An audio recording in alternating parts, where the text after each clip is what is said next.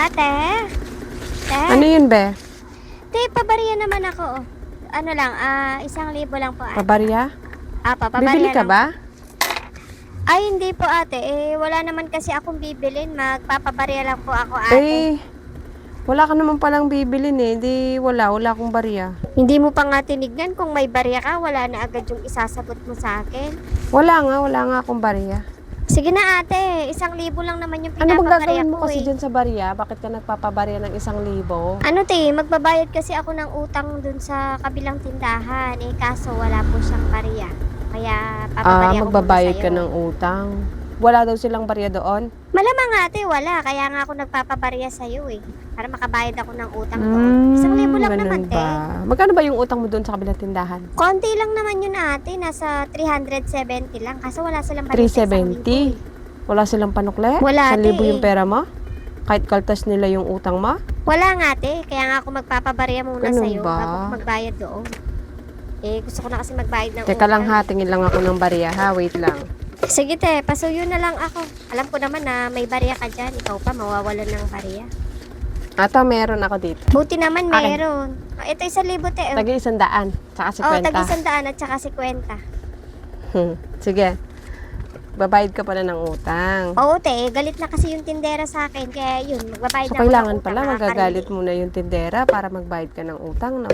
Oo nakakarindi kasi. Singil siya ng singil. Di Ka makapaghintay. lang ha.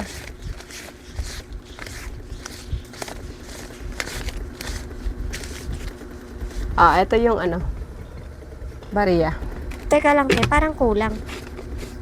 Bakit 700 lang to te? Kulang pa. 700 lang yan. Tama naman. Paano tama? 1,000 yung pera ko te. Tapos 700 lang yung binigay mo sa 1,000 akin. nga yung binigay mong pera dito. O bakit 700 lang tong binigay mo sa akin? 1,000 yung pera Inawas ko. ko yung utang mo na 300. Di ba sabi mo dun sa kabilang tindahan, magbabayad ka ng utang? O di magbayad ka din sa akin. May sinabi ba ako sa'yo na babayaran ko yung utang ko dito? Di ba wala naman? Magbabayad ka doon, tapos sa akin hindi. Ay, hindi pwede yun. Sa akin ka nagpabarya, tapos magbabayad ka ng utang sa kabila, sa akin hindi ka magbabayad. Hindi pwede.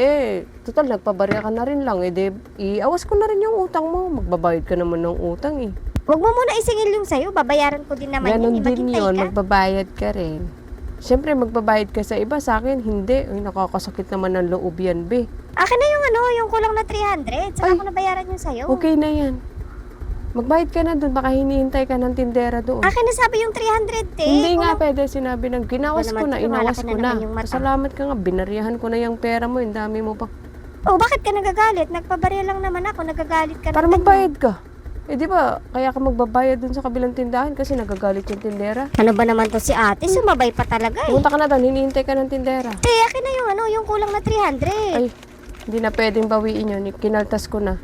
At least binariyahan ko yung pera mo, bariyahanap mo eh. Nakakabisi talaga tong si ate.